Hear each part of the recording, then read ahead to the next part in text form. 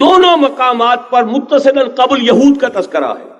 سورہ صف میں بھی وقت کی کمی کی وجہ سے تفصیل میں نہیں جانا چاہتا، حضرت موسیٰ کا ذکر آیا، وَإِذْ قَالَ مُوسَىٰ لِقَوْمِهِ يَا قَوْمِ لِمَ تُؤْذُونَنِي وَقَدْ تَعْلَمُونَ أَنِّي رَسُولُ اللَّهِ إِلَيْكُمْ۔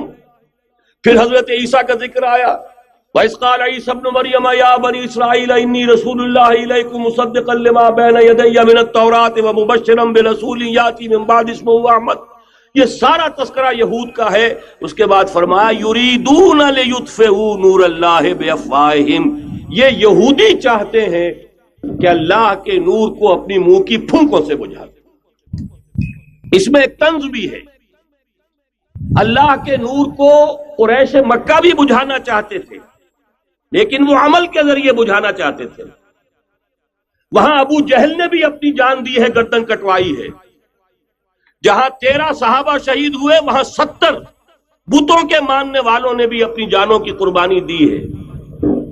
لیکن یہودی سازش کے ذریعے سے دوسروں کو بھڑکا کر، صرف ریشہ دوانی کے ذریعے سے اپنے آپ کو بچا کر اس نور کو بجھانا چاہتے تھے۔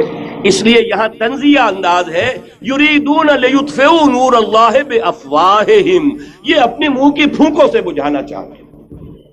اسی کی بہترین ترجمانی کی ہے مولانا ظفر علی خان نے کہ نور خدا ہے کفر کی حرکت پہ خندہ زن، پھونکوں سے یہ چراغ بجھایا نہ جائے گا۔ یہود کی بھی مخالفت تھی، مشرکین کی بھی مخالفت تھی، لیکن ان کا انداز تھا سازشوں کے ذریعے سے اسلام کی مخالفت۔ اب تفصیل میں جانے کا موقع نہیں ہے، پوری سیرت النبی کا ایک اجمالی سخت جائزہ لے لیجئے، کیسے کیسی سازشیں کی ہیں۔ منافقت کا پورا پودا بھی انہی کا لگایا ہوا، انہی کے زیر اثر۔ انہی میں سے ایک ابو عامر راہب بھی تھا کہ جس نے جو ہے اتنا بڑا لبادہ اوڑھا، بہت ہی بڑے تقدیس کا لبادہ اوڑھا۔ انہی میں سے عبداللہ ابن ابی تھا، ان منافقین میں سے جو مارے آستین بن کر جو ہے اندر سے اسلام کو سیب و تاج کرتا رہا۔ یہ سب یہود کے کارندے، یہود کے ایجنٹ تھے۔ پھر یہ کہ ہر مرتبہ دیکھ لیجئے بدر میں بھی وہ چڑھا کر لائے ہیں، اور احزاب تو ان کی سازشوں کا شاہکار ہے۔ اب میں جو بات کہنا چاہتا ہوں وہ یہ ہے کہ تاریخ اپنے آپ کو دہرا رہی ہے۔ یریدون لیطفئوا نور اللہ بافواہہم، آج بھی بعین ہی وہ صورتحال موجود ہے۔ آج بھی new world order, geo world order در حقیقت یہود کی ریشہ دوانی، در حقیقت زائنسٹ موومنٹ تقریباً 100 برس پہلے جو شروع ہوئی، اس سے بھی 125 برس پہلے آرڈر آف دی ایلومیناٹی، وہ آرڈر آف دی ایلومیناٹی 1776 میں قائم کیا گیا تھا، یہودیوں کی سازش، وہ آج تک چل رہی ہے۔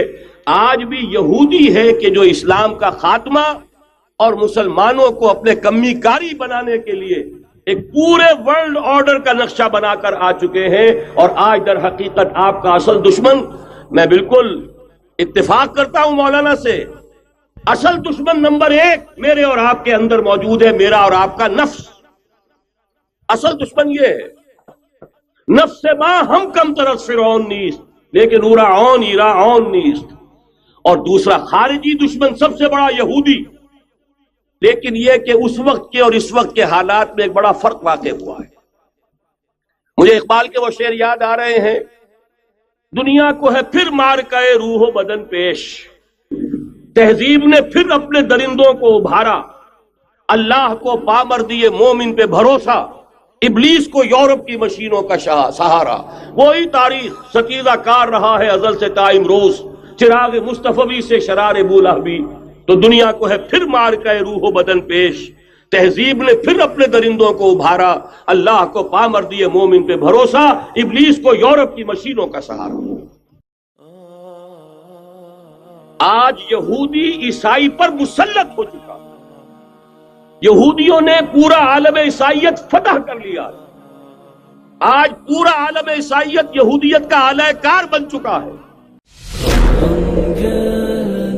وفرحنا بعد الغياب وبقاله زمان غنوا معانا شهر بطوله، غنوا قولوا أهلا رمضان، رمضان جانا أهلا رمضان، قولوا معانا أهلا رمضان.